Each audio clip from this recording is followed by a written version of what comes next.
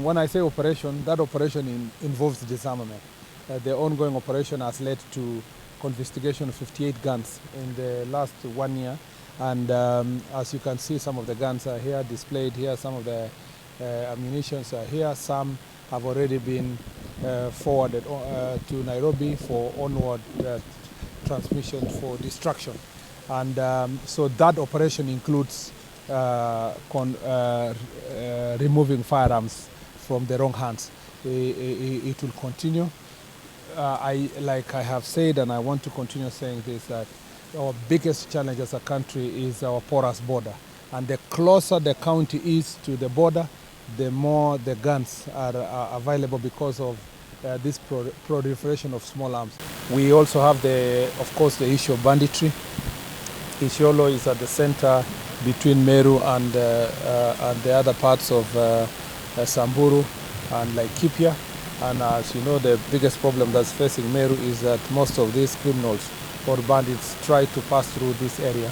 And a lot of work is being done by the security forces here. As you know, the population of Isiolo is smaller, but the land mass is massive. It's among the top 10 biggest counties by land mass.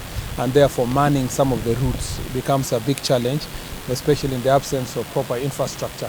But our security forces are doing everything possible to ensure that those routes are closed.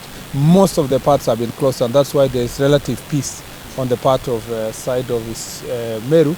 But there are two corners on the far end of Mailisaba, this side, and towards facing these sides of Garissa, Garbatula, on this other end. And we are doing.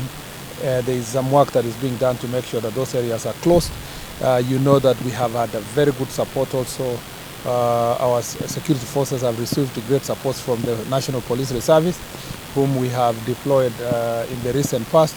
And we have a backlog of about 200 to 300 of them. And we are assessing the right areas, identify the people, recruit them so that they can assist the security forces. We've told the county commissioners, regional commissioners to remain very firm, to make sure that those chiefs who are going to be hired are not pledging their allegiance to their political leaders, because then that they will lose meaning. Because one of the reasons why in some countries the public service is not stable is when it is wavering based on who is in political office at any given time. So we'll remain very firm, even when the next hiring is done. It must be done transparently, involving public participation. I have been receiving in some instances of other counties petitions from the community, for example, saying that the person who has been hired does not have the integrity to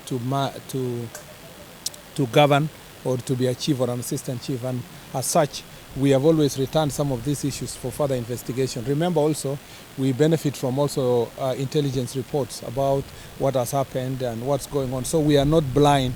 By the time the letter is being issued by public service, we will have done our homework all the way to the city, and we'll try our best to make sure that as much as possible political interference is not part and parcel of our considerations, and especially when we are appointing